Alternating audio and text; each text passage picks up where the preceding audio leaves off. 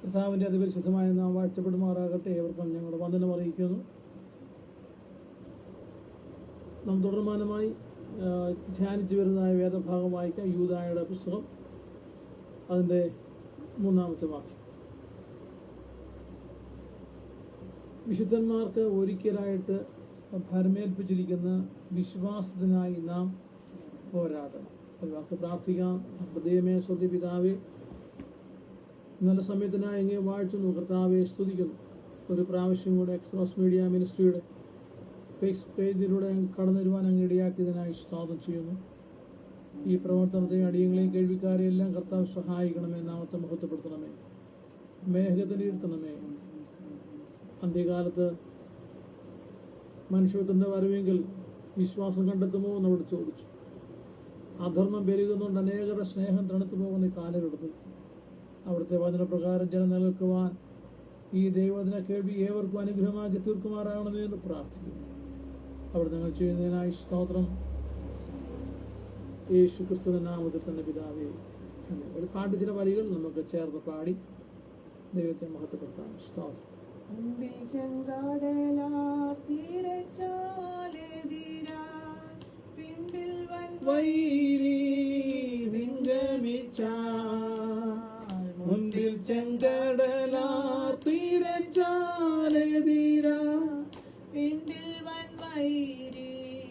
പിൻഗമിച്ച ചെങ്കടലിൽ കൂടി ചെങ്കൽ പാതയൊരുക്കി അക്കരെ എത്തിക്കും ജയാളിയ. ചെങ്കടലിൽ കൂടി ചെങ്കൽ പാതയൊരുക്കി അക്കരെ എത്തിക്കും ജയാളിയായി പാതറുകൾ. ഹല്ലേലൂയ.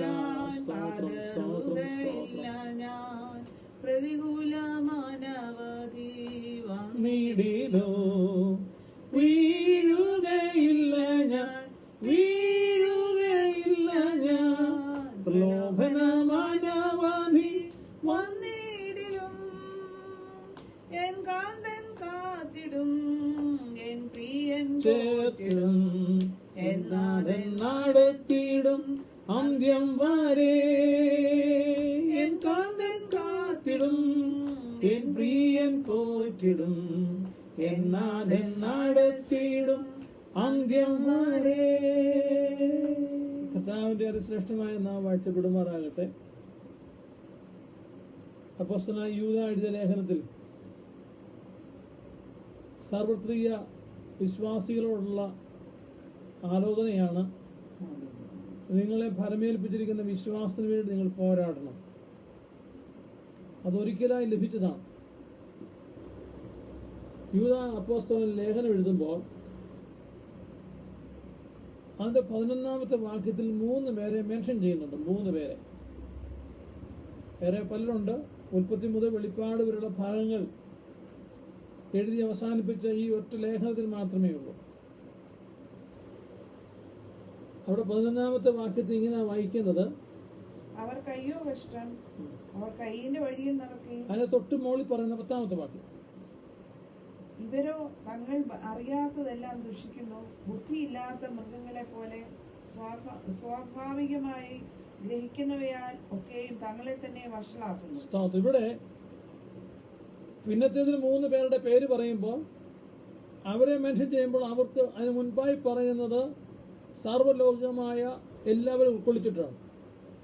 ആ 10-ാമത്തെ വാക്യം നാം ഇങ്ങനെ വായിക്കുന്നത്, ഇവരോ തങ്ങൾ അറിയാത്തതെല്ലാം ദുഷിക്കുന്നു, അറിയാത്തതിനെ എല്ലാം ദുഷിക്കുന്നു. ബുദ്ധിയില്ലാത്ത മൃഗങ്ങളെ തുടർന്ന് 3 പേരും അങ്ങനെ തന്നെ ചെയ്തവരാണ്. അറിയാത്തതിനെ ദുഷിക്കുന്ന 3 പേരെ പരിശുദ്ധാത്മാവ് നമുക്ക് ചൂണ്ടിക്കാണിച്ചിരിക്കുകയാണ്. അവരോ അറിയാത്തതിനെ എല്ലാം ദുഷിക്കുന്നു, എല്ലാം ദൂഷണം പറയും. അത് പിശാചിന്റെ ഒരു പരിപാടിയാണ്. ദൂഷണം പറയുക, പരിപാടിയാണ് ദുഷിക്കുക. ഇവരോ അറിയാത്തതിനെ, അറിയുന്നതിനല്ല, അറിഞ്ഞിട്ട് അങ്ങനെയാണെങ്കിൽ ടീക്കെ അസംഭവിക്കാം. എന്നാൽ വസ്തുതാപരമല്ലാതെ അങ്ങനെ അല്ലാതിരിക്കെ തന്നെ ദുഷിക്കുകയും ദുഷിക്കുന്നു, ബുദ്ധിയില്ലാത്ത മൃഗങ്ങളെ പോലെ. അപ്പം ഇവരെ ആരോട് സമനാക്കിയിരിക്കുക? ബുദ്ധിയില്ലാത്ത മൃഗങ്ങളെ പോലെ.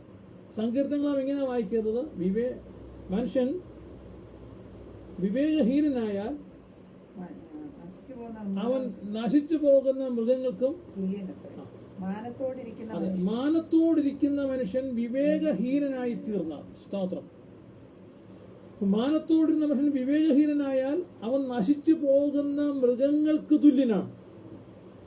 ഇവിടെയും പരിശുദ്ധാത്മാവ് ദുഷിക്കുന്ന ഒരു മനുഷ്യനെ കുറിച്ച്, സകലരെയും ദൂഷണം പറയുന്ന, ദുഷിക്കുന്ന മനുഷ്യനെ കുറിച്ച് പറയുകയാണ്. അവൻ ആരായിരിക്കുന്നു? നശിച്ചു പോകുന്ന മൃഗങ്ങൾക്ക് തുല്യനാണ്.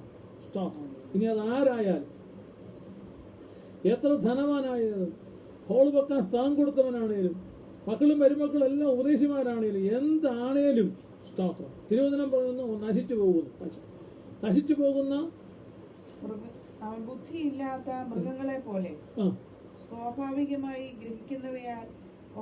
ഗ്രഹിക്കുന്നവയാലൊക്കെയും തങ്ങളെ തന്നെ വഷളാക്കും. സ്വാഭാവികമായിട്ടൊന്ന് ഗ്രഹിക്കാനുള്ള ബോധമില്ല, അത് കണ്ടെത്താനുള്ള ബോധമില്ല.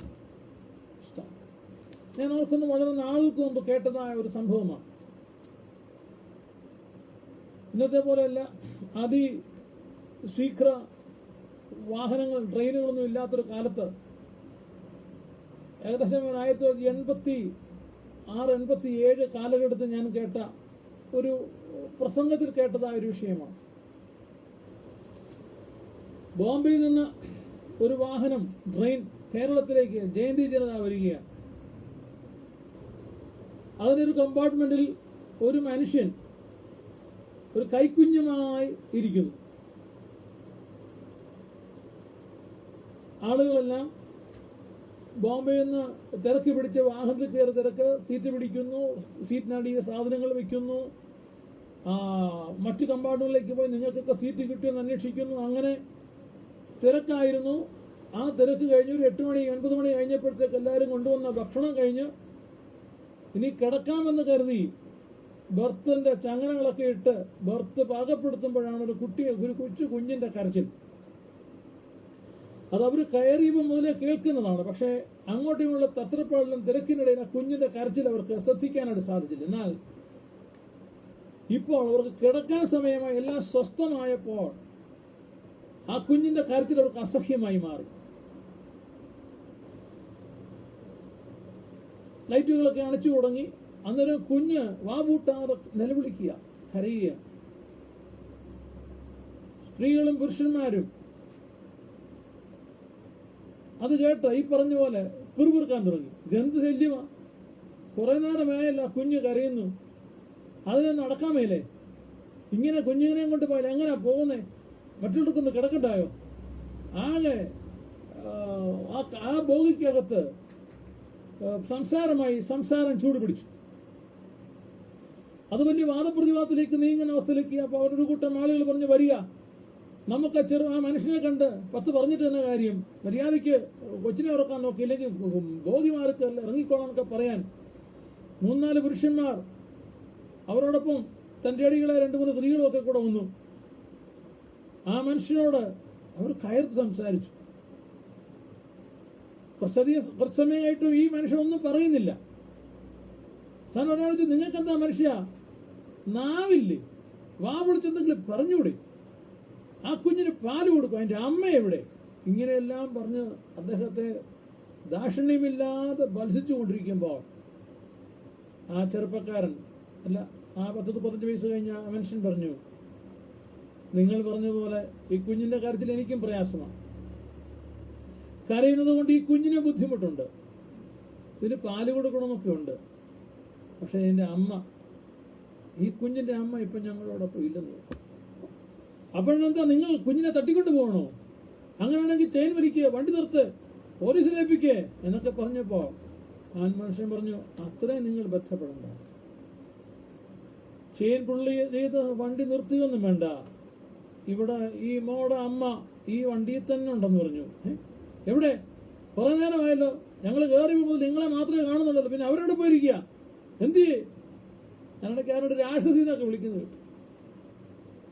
അപ്പോൾ അദ്ദേഹം പറഞ്ഞു, ഈ വാഹനത്തിന്റെ ഏറ്റവും പുറകിലത്തെ കമ്പാർട്ട്മെന്റിൽ, ബോഗിയിൽ, ലാസ്റ്റ് വാഗണിൽ അവളുണ്ട്. കഴിഞ്ഞ ദിവസം മരിച്ചുപോയി. പെട്ടിക്കകത്താക്കി ഈ വാഹനത്തിൽ നാട്ടിലേക്ക് സംസ്കാരത്തിന് വേണ്ടി കൊണ്ടുപോവുകയാണ്. അന്തരീക്ഷം മാറി. അതുപോലെ ആ മനുഷ്യനെ, ആ പിതാവിനെ എതിരെ ഘോരഘോരം പറഞ്ഞവർ, അതും ഇതും പറഞ്ഞവർ, ദുഷിച്ചവർ, പെട്ടെന്ന് പുരുഷന്മാർ തളർന്നു, അവർ മാറി. ആ കൂട്ടത്തിലെ സ്ത്രീകൾ മുന്നോട്ടാഞ്ഞു, ആ കുഞ്ഞിനെ വാരിയെടുത്തു. അപ്പോൾ തന്നെ ആ ബോഗിക്കകത്ത് കൈക്കുഞ്ഞുങ്ങളുമായി കയറിയിരുന്നിടത്തേക്ക് ഓടി പാൽപ്പൊടി എടുത്തു, ചൂടുവെള്ളത്തിൽ പാല് കുറുക്കി പാലാക്കി കുപ്പിക്കകത്ത് കയറ്റി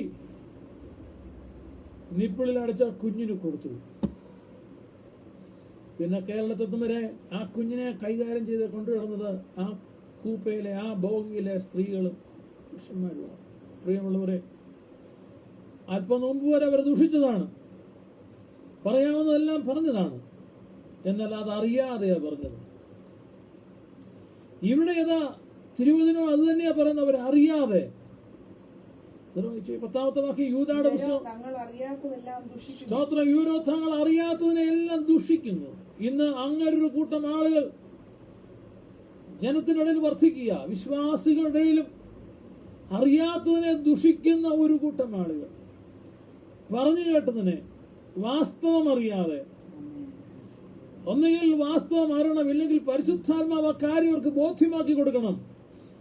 അങ്ങനെയാണെങ്കിൽ ദുഷിക്കട്ടെ, അതിനകത്ത് ന്യായമുണ്ട്. ഒരു പക്ഷേ സ്തോത്രം, എങ്കിലും അവിടെ പറയുന്നുണ്ടോ, നീ നിൽക്കുന്നുവെങ്കിൽ വീഴാതിരിക്കാൻ സൂക്ഷിച്ചോണം. ഇന്ന് മറ്റൊരാളെ ദുഷിക്കുന്നുവെങ്കിൽ നാളെ നിന്നെ തന്നെ ദുഷിക്കാൻ അവസരം ഉണ്ടാകും. സ്തോത്രം, ഇവരോ താങ്കൾ അറിയാത്തതിനെല്ലാം ദുഷിക്കുന്നു. എന്നിട്ടോ അങ്ങനെ ദുഷിക്കുന്നവരെ കുറിച്ച് വചനം പറയുകയാണ്, ബുദ്ധിയില്ലാത്ത മൃഗങ്ങളെ പോലെ. അത് സ്വാഭാവികമായിട്ട് ഒന്നും ഗ്രഹിക്കുന്ന പറഞ്ഞാൽ, എല്ലാ ആഴ്ചയിലും വണ്ടി മണിമലയിൽ നിന്ന് ചങ്ങനാശ്ശേരിക്ക് പോകണമെങ്കിൽ കാളകൾ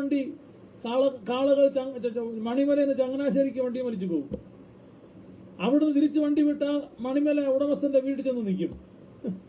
അത് സ്വാഭാവികം, എത്ര അറിയാം. ഞാൻ അപ്പുറത്തെന്നാൽ അവിടുന്ന് കടുത്തുരുത്തിക്ക് പോകാൻ കാളയ്ക്ക് അറിയത്തില്ല.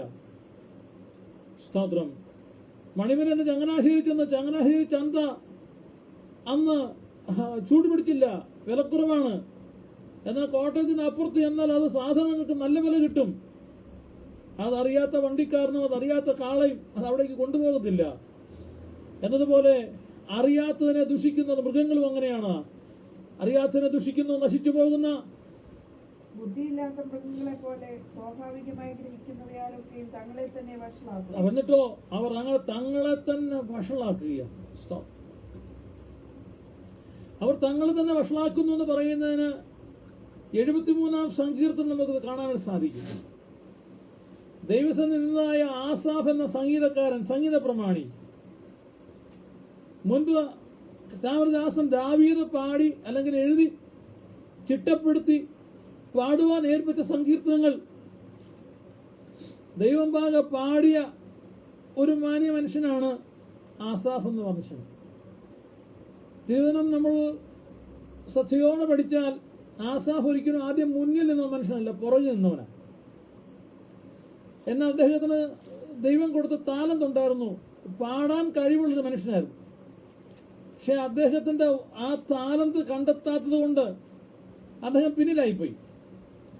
എന്നാൽ അവിടുന്ന് അദ്ദേഹം മുന്നിലെത്താൻ വേണ്ടി കുറുക്ക് വഴിയൊന്നും നോക്കിയില്ല.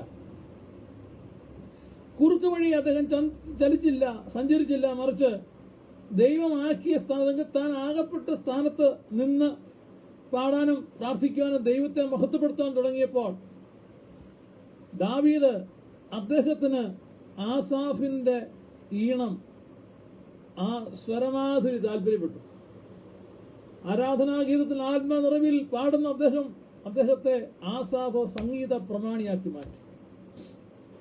അങ്ങനെ സംഗീതത്തിന് പ്രമാണിയായി മാറി, ഗായക സംഘത്തിന്റെ നേതാവായി, വർഷിപ്പ് ലീഡറായി. ദാവീദ് എഴുതി ചിട്ടപ്പെടുത്തിയത് പാടി വന്നപ്പോൾ ദൈവകൃപയിൽ വിന്യാതീതനായി ദൈവിക ശുശ്രൂഷയിൽ മുന്നോട്ട് പോയ ആസാഫിനെ ദൈവം പുറകിൽ നിന്ന് മുന്നിലേക്ക് കൊണ്ടുവന്നതുപോലെ പിന്നെ ഉയർത്തുവാനിടയായി തീർന്നു. ആസാഫിനും പാട്ടെഴുതുവാനുള്ള കൃപ താലന്ത് ദൈവം കൊടുത്തു. സങ്കീർത്തനം എഴുതി, അത് ചിട്ടപ്പെടുത്തി, പൊതുവിൽ പാടി. അങ്ങനെ പാടി വരവേ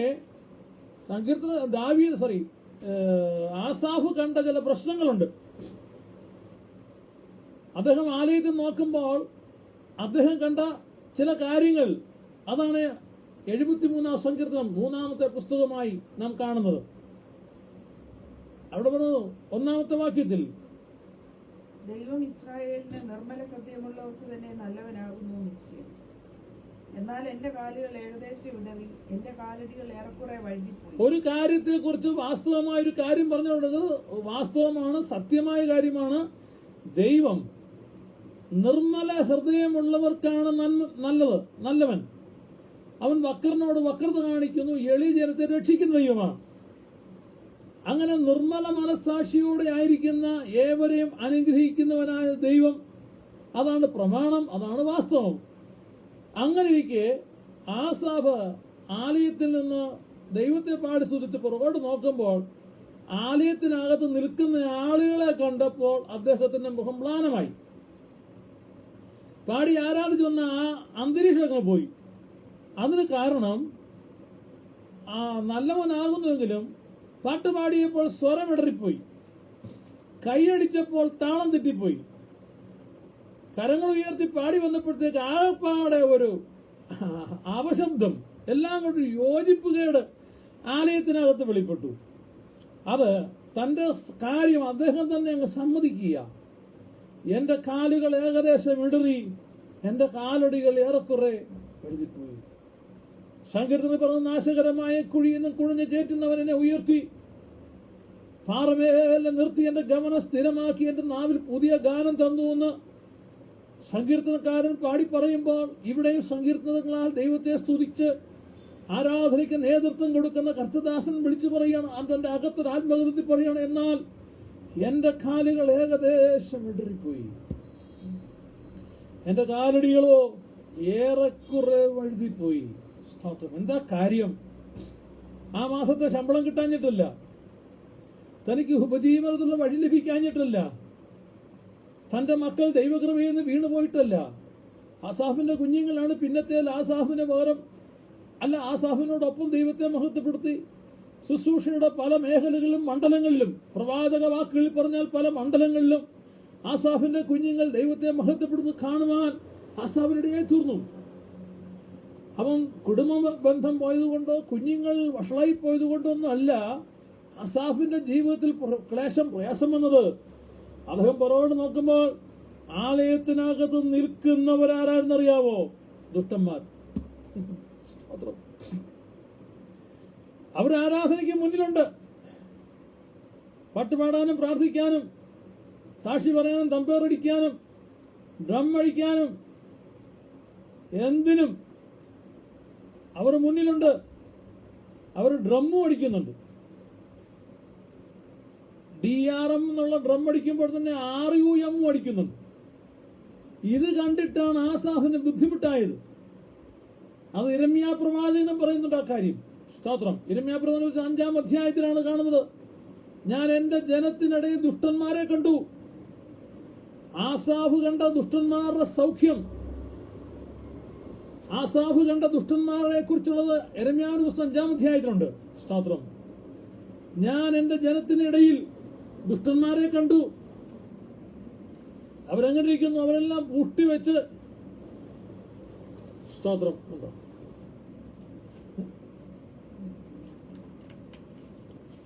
Praise the Lord. സ്തോത്രം, സ്തോത്രം, സ്തോത്രം, സ്തോത്രം.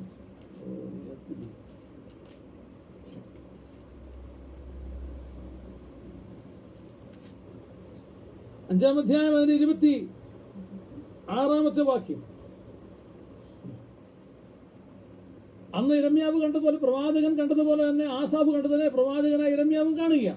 എന്റെ ജനത്തിന്റെ ഇടയിൽ ദുഷ്ടന്മാരെ കാണുന്നു. ഇത് തന്നെ ആസാഫ് കണ്ടു. എന്റെ ജനത്തിനിടയിൽ ദുഷ്ടന്മാരെ കണ്ടു. അവിടെ മറ്റിടത്ത് ദുഷ്ടന് മാത്രമേ ഉള്ളൂ. ഇവിടെ ദുഷ്ടനെ കുറിച്ചൊരു വിശകലനം നടത്തുക. അവർ വേടന്മാരെ പോലെ പതിയിരിക്കുന്നു. എങ്ങനെയുണ്ട്? അവർ വേടന്മാരെ പോലെ പതിയിരിക്കുന്നു.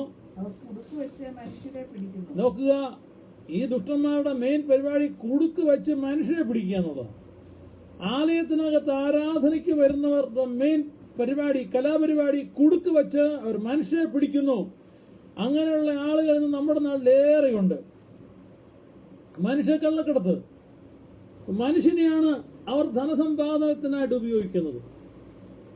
മനുഷ്യനെ അവർ മറ്റുള്ളവർക്ക് കാഴ്ചവെച്ച് ഉദ്യോഗവും പ്രമോഷനും നേടുന്നു. പലരും അത് ആരെയൊക്കെ കാഴ്ചവെക്കാവോ അവരെയൊക്കെ വെക്കുന്നുണ്ട്. പണം കാഴ്ചവെക്കുന്നുണ്ട്, മനുഷ്യനെ കയറ്റി അയക്കുന്നു.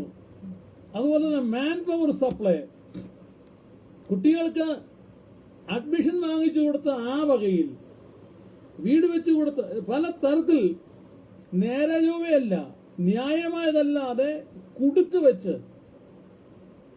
80 പേരെ പഠിക്കാനുള്ളത് 100 പേരെ പറഞ്ഞു വിടുക. എന്നിട്ട് അവസാനം പരീക്ഷ എഴുതാൻ 80 പേർക്കേ പറ്റുള്ളൂ. 20 പേരുടെ ജീവിതം ഭാവി വല്ലാണ്ടായി. ഇങ്ങനെ കുടുക്ക് വെച്ച് പിടിക്കുന്ന അത് സ്തോത്രം ജോലിക്കാരെ വെക്കും. പേരുകൊണ്ട് പാട്ടും പ്രാർത്ഥനയും സ്തോത്രവും അല്ലേലിയും പ്രസംഗം ഉള്ളതുകൊണ്ട് ധനാഗമന സ്രോതസ്സുകൾ ബാങ്കുകൾ തുടങ്ങി ആളുകളെ ചേർത്തു. എന്നിട്ട് അവരോട് പറഞ്ഞ് നിങ്ങളുടെ സീറ്റ് ഉറപ്പിക്കണമെങ്കിൽ, നിങ്ങൾക്ക് പെർമനന്റ് ആകണമെങ്കിൽ ഒരാൾ 20 ലക്ഷമെങ്കിലും മിനിമം ഇവിടെ ഫിക്സഡ് ഡിപ്പോസിറ്റ് ഇടിപ്പിക്കണം. ഈ ആണും പെണ്ണും യുവതി യുവാക്കന്മാർ അവരുടെ ബന്ധുക്കളായവരുടെ അടുക്കലെല്ലാം വീടുകൾ കയറി ഇറങ്ങുക. അവരുടെ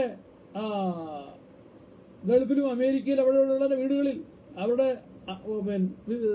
വെക്കേഷൻ സമയത്ത് കയറി ഇറങ്ങി തങ്ങൾക്ക് അവരുടെ ഉപജീവനത്തിന് വേണ്ടിയാണ് ചെയ്യുന്നത്. പക്ഷേ അതിന് പിന്നിൽ കെണി ഒരുക്കിയിരിക്കുകയാണ്. ഇങ്ങനെ ബന്ധുക്കളുടെയും ചാർച്ചക്കാരുടെ എല്ലാം പണം കൊണ്ടിട്ട് അവസാനം പെന്തക്കോസുകാരുടെ എല്ലാം ചിട്ടി ഫണ്ട് അല്ലെങ്കിൽ പൊട്ടിക്കുക. അത് കുടുക്ക് വെച്ചാണ്, വഞ്ചനാപരമായിട്ടാണ് ഇവർ പണം സമ്പാദിക്കുന്നത്. ജോലിക്കാരെ വെച്ച് ജോലിക്കാരെ കൊണ്ട് അവർ അങ്ങ് സംഘടിക്കുക. നോക്കൂ, അത് ചെറിയ ഉദാഹരണം പറഞ്ഞ അങ്ങനെ പലതരത്തിൽ. ഇവിടെ രമ്യ പറയാണ്, അവർ കുടുക്ക് വെച്ച് മനുഷ്യരെ പിടിക്കുന്നു. കൂട്ടിൽ പക്ഷി നിറഞ്ഞിരിക്കുന്നത് പോലെ അവരുടെ വീട്ടിൽ വഞ്ചന നിറഞ്ഞിരിക്കുന്നു. നോക്കുക, കൂടുകളിൽ പക്ഷി നിറഞ്ഞിരിക്കുന്നത് പോലെ ഇങ്ങനെയുള്ള ദൈവസന്നിധി വന്ന് പാടുന്ന പ്രാർത്ഥിക്കുന്നവരുടെ ഭവനങ്ങളിലെല്ലാം വഞ്ചന നിറഞ്ഞിരിക്കുക. 10 പേരെ ജോലിക്ക് വെക്കും, 1000 രൂപ വെച്ച് ശമ്പളം മേടിക്കുന്നുണ്ട്. പക്ഷെ 900 കൊടുക്കത്തുള്ളൂ, അല്ലെ 800 കൊടുക്കത്തുള്ളൂ.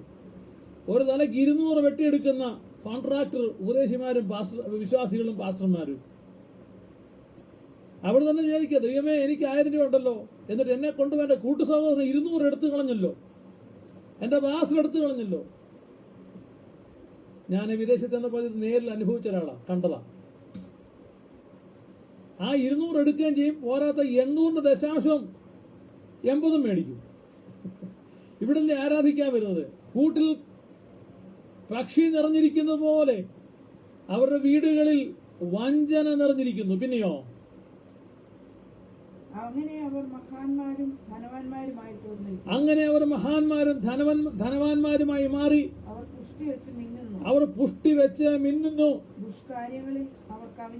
ദുഷ്കാര്യങ്ങളിൽ അവർ കവിഞ്ഞിരിക്കുന്നു. അവർ നോക്കുക, ഇവരെ കുറിച്ച് പറഞ്ഞിരിക്കുന്നത് യെശയ്യാവ് പറഞ്ഞ അത് തന്നെയാണ്. ആസാഫിനും പറയാനുള്ളത് 73-ാം സങ്കീർത്തനത്തിൽ പറഞ്ഞിരിക്കുകയാണ്, എനിക്ക് ദുഷ്ടന്മാരുടെ സൗഖ്യം കണ്ട് അഹങ്കാരികളോട് അസൂയ തോന്നുന്നു. ഒരു വേദനയില്ല, ആശുപത്രിയിൽ എങ്ങും പോകുന്നില്ല, ഒരു കഷായമോ കുടിക്കണ്ട. അത് തന്നെയാണ് ഇരമ്യാ പറഞ്ഞത്, തടിച്ചുരുണ്ടിരിക്കുന്നു.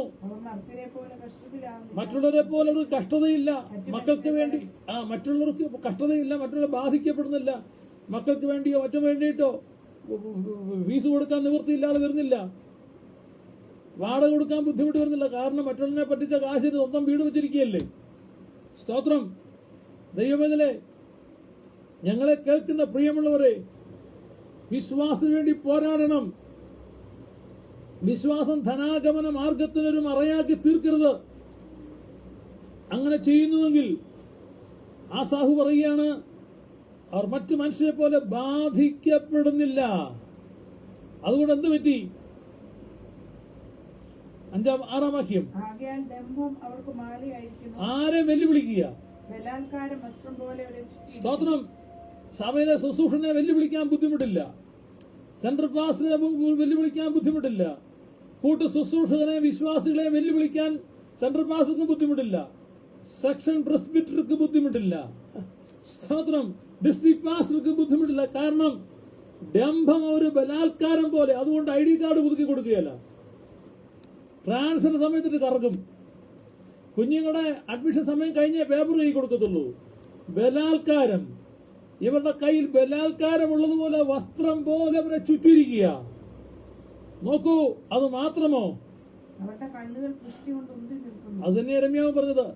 അവരുടെ കണ്ണുകൾ പുഷ്ടി കൊണ്ട് ഉന്തി നിൽക്കുന്നു, അവരുടെ ഹൃദയത്തിലെ നിരൂപണങ്ങൾ കവിഞ്ഞൊഴുകുന്നു. അവരുടെ ഹൃദയത്തിലെ നിരൂപണങ്ങളോ കവിഞ്ഞൊഴുകുന്നു. ആരും എന്നെ എന്ത് ചെയ്യാനാണ് ചോദിക്കുന്നത്?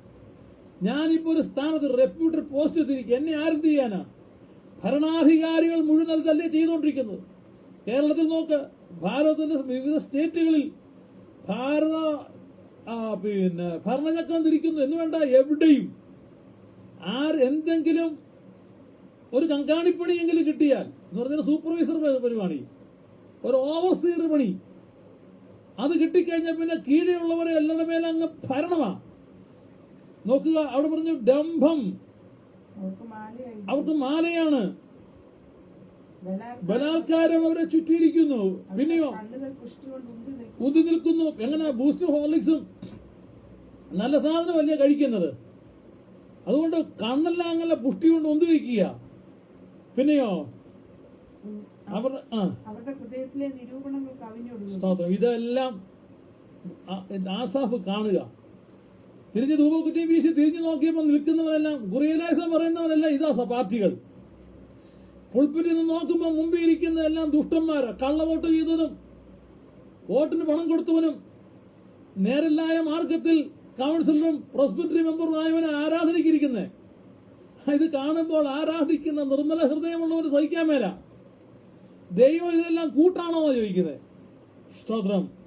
എന്നാൽ ഇവിടെ ഇതാ ആസാഫ് പറഞ്ഞിട്ട് സ്വന്തമായൊരു കാര്യം വിളിച്ചു പറഞ്ഞു. അതിന്റെ 13-ാമത്തെ വാക്യം,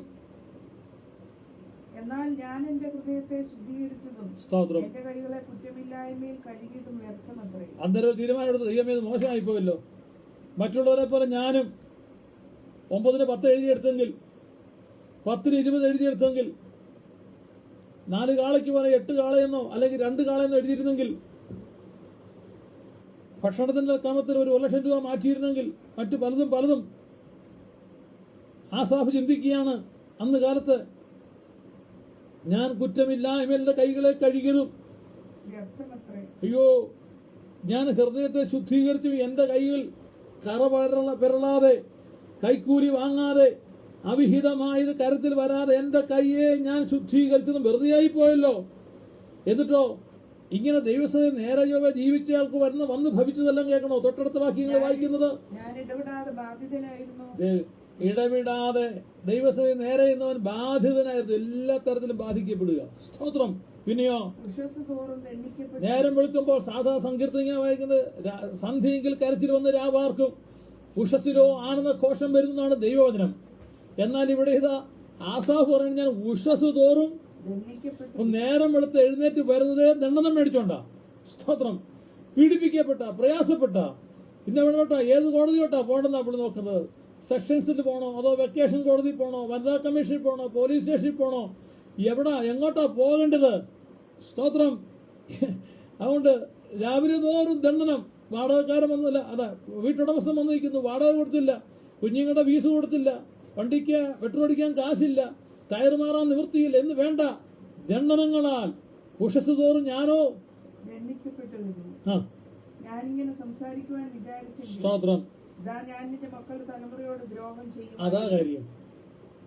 നോക്കൂ, ഈ ആവലാതി പറയുന്ന യൂദായുടെ ലേഖനത്തിൽ കാണുന്ന തിരിച്ചറിവില്ലാത്തവർ, ദൂഷണം പറയുന്നവർ, ആവലാതി പറയുന്നവർ, അവരെക്കുറിച്ച് ദൈവത്തിന്റെ പരിശുദ്ധാത്മാവ് പറയുന്നൊരു കാര്യമുണ്ട്. അങ്ങനെ പറയുന്നവർ തങ്ങളുടെ തലമുറയ്ക്ക് ദോഷം വിളിച്ചു വരുത്തി വയ്ക്കുകയാണ്. സ്തോത്രം. ന്യായമല്ലാതെ ദുഷിച്ചാൽ, ന്യായമല്ലാതെ അപവാദം പറഞ്ഞു വരുത്തിയാൽ, ന്യായമല്ലാത്ത കാര്യങ്ങൾക്ക് ഒരു വിശ്വാസി കൂട്ടുനിന്നാൽ അത് വിശ്വാസിയല്ല അവിശ്വാസിയാകട്ടെ, ആരുമാകട്ടെ, സ്തോത്രം, ലോകത്തിലാകട്ടെ, ആത്മീയത്തിലാകട്ടെ, രാഷ്ട്രീയത്തിലാകട്ടെ, സീറ്റ് കിട്ടാൻ MLA ആകാനും MP ആകാനും മന്ത്രിസഭയിൽ മന്ത്രിയാകാനും മുഖ്യമന്ത്രിയാകാനും ഒക്കെ ആകാൻ വേണ്ടി കാരണമില്ലാതെ മറ്റുള്ളവരെ ഒരുത്തനെ അപവാദത്തിലേക്ക് നടത്തിവിട്ടാൽ ഒരു കാര്യം ഓർത്തോണം, അന്നേരം സീറ്റ് കിട്ടും, പക്ഷെ തലമുറയ്ക്ക് ദോഷം വരും. സ്തോത്രം. അതുകൊണ്ട് തലമുറയ്ക്ക് ദോഷം വരുന്ന കാര്യങ്ങളൊന്നും ആരും ചെയ്യരുതെന്ന്. അയ്യോ, ആസാഫ് പറയാണ്, ഞാൻ എങ്ങനെ വിചാരിച്ചുവെങ്കിൽ പിന്നത്തേതിൽ നിന്ന് ദൈവത്തിന്റെ പരിശുദ്ധാത്മാവ് ആസാഫിനോട് ഇടപെടുവാൻ തുടങ്ങി. മറ്റുള്ളവരെ ആത്മീയമായി നിലനിർത്തുന്ന ഉയർത്തുന്ന തന്റെ ദാസൻ ആലയത്തിനകത്ത് കണ്ട അപരാധങ്ങൾ നിമിത്തം, അപജയങ്ങൾ നിമിത്തം ഭാരപ്പെടുന്നത് കണ്ടിട്ട് ഹല്ലേലൂയ, ദൈവത്തിന്റെ പരിശുദ്ധാത്മാവ് ആദ്യമേ ഒരു മുന്നറിയിപ്പ് കൊടുത്തു. ആസാഫേ, നീ പാടുകയും പ്രാർത്ഥിക്കുകയും ചെയ്യുന്നവൻ ഒരേ ഉറവയിൽ നിന്ന് തന്നെ കയ്പും മധുരവും പുറപ്പെടരുത്.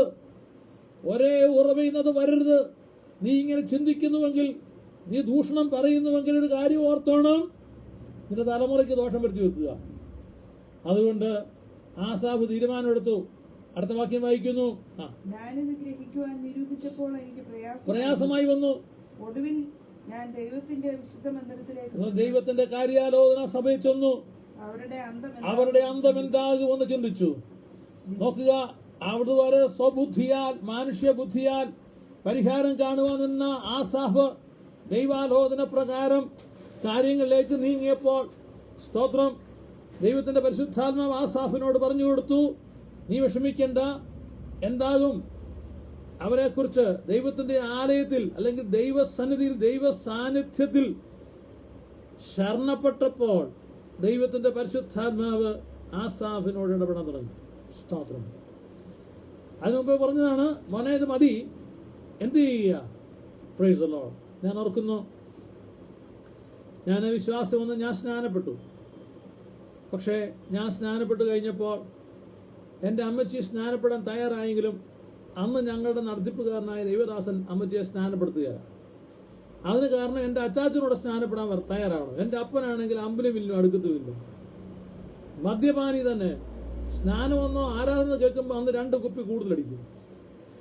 അങ്ങനെ വല്ലാത്തൊരു പരുവത്തിലായതുകൊണ്ട് ഈ 2 പേരെയും കൂടെ സ്നാനപ്പെടുത്തുന്നത് ഒരു ക്രെഡിറ്റ് ആണല്ലോ എന്നായിരിക്കും ആ പാവപ്പെട്ടൻ വിചാരിച്ചത്. അദ്ദേഹം അങ്ങനെ എൻ്റെ അമ്മച്ചിയെ സ്നാനപ്പെടുത്താൻ തയ്യാറായില്ല. ആ സമയത്ത് ഞങ്ങളുടെ കുടുംബത്തിലും കുലത്തിലും ഗോത്രത്തിലുമുള്ള ഒരു ആള് ഇതറിഞ്ഞു. അപ്പൊ ഞാൻ അദ്ദേഹത്തോടൊരു പരിഭവം പറഞ്ഞു, ഇങ്ങനെ പിന്നെ സ്നാനപ്പെടാൻ അദ്ദേഹം സമ്മതിക്കുന്നില്ല. അച്ഛാ, എന്താ ചെയ്യുക? അവർ എന്ത് ചെയ്യാനാ? ഒന്നും ചെയ്യാനില്ല. നീ ചെന്ന് പറയാം, മര്യാദയ്ക്ക് സ്നാനപ്പെടുത്താൻ പറ, ഇല്ലെങ്കിൽ വേറെ സ്നാനപ്പെടുത്തു പറയാൻ പറഞ്ഞു. എനിക്ക് ജ്യേഷ്ഠ തുല്യമായൊരു സഹോദരൻ അദ്ദേഹം ഇത് പറഞ്ഞപ്പം എനിക്ക് ബലം കയറി. ഞാൻ അന്നത്തെ എൻ്റെ വാഹനമെടുത്ത് സഭാ ഹാളിലേക്ക് പോവുകയാണ്. പെട്ടെന്ന് സ്നാനപ്പെടുത്തിക്കോ, ഇല്ലെങ്കിൽ വേറെ പണി നോക്കൂ എന്നുള്ളത്. ഞാൻ വാഹനമെടുത്ത് പുറത്തിറങ്ങാൻ തുടങ്ങിയപ്പോൾ ദൈവത്തിന്റെ പരിശുദ്ധാത്മാവ് എന്നോട് പറഞ്ഞു, നീ എവിടെ പോവുക, കേറകത്തെന്ന് പറഞ്ഞു. എൻ്റെ സദ്യ മുട്ടുകുത്താൻ പറഞ്ഞു. മുട്ടുകുത്തി. ആ സമയത്ത് എൻ്റെ ഉള്ളിൽ തന്ന ഒരു സങ്കീർത്തന ഭാഗമാണ് 105-ാം സങ്കീർത്തനം അല്ലേ, എൻ്റെ പ്രവാചകന്മാർക്ക് ഒരു ദോഷവും ചെയ്യരുത്. വാക്യം 104-ാം സങ്കീർത്തനം അല്ലേ, എന്റെ അഭിഷിക്തനെ കൈപൊക്കരുത്, തുടരുത്. 105-ാം സങ്കീർത്തനം 105-ാം സങ്കീർത്തനം 15-ാമത്തെ വാക്യം ദൈവത്തിന്റെ പരിശുദ്ധ. അന്ന് പ്രവാചകന്മാരും ദൈവത്തിന് നേരിട്ട് ഇടപെടുകയാണ്. എന്റെ അഭിഷിക്തന്മാരെ തുടരുത്. ഞാൻ കൈകൊണ്ട് തൊടാനും തല്ലാനും അല്ല പോയത്, നാവ് കൊണ്ട് പറയാനാണ് ഞാൻ പോയത്. ഇത് ശരിയല്ല പാസ്റ്ററെ, എൻ്റെ അമ്മച്ചിയെ സ്നാനപ്പെടുത്ത്, ഇല്ലെങ്കിൽ സ്നാനപ്പെടുത്താൻ വേറെ പാസ്റ്റർമാരുണ്ട് എന്ന് പറയാൻ ഞാൻ ഇറങ്ങിയപ്പോൾ, ഞാൻ സുവിശേഷകനാണ്, കർത്താവിനെ കുറിച്ച് പറഞ്ഞല്ലോ, സഭയുടെ ചാർജും ഒക്കെ ഉണ്ട്. സ്തോത്രം. എന്നാൽ ദൈവത്തിന്റെ പരിശുദ്ധാത്മാനോട് പറഞ്ഞു, സ്തോത്രം, എന്ത് ചെയ്യരുത്? എന്റെ 105-ാം സങ്കീർത്തനം 15-ാമത്തെ വാക്യം, എന്റെ അഭിഷക്തന്മാരെ തുടരുത്, എന്റെ പ്രവാചകന്മാർക്ക് ഒരു ദോഷം വാക്കുകൊണ്ട് പോലും പറയരുത്. അയ്യോ, ഞാൻ അടികൊണ്ട് മുട്ടുകുത്തി, അവിടെ ആ മുട്ടുകുത്തി നിലം വിളിച്ചു, കർത്താവേ ക്ഷമിക്കണമേ. ഞാൻ ആ ദൈവദാസനോടൊന്നും പറയാൻ പോയില്ല. അമ്മച്ചിയോട് അമ്മച്ചി ദൈവത്തിന്റെ സമയത്ത് അമ്മച്ചി കർത്താവ് സ്നാനത്തിലേക്ക് നടത്തും. പാസ്റ്ററോട് കർത്താവ് ഇടപെട്ടെ. സ്തോത്രം. പ്രിയമുള്ളവരെ, ഹല്ലേലൂയ.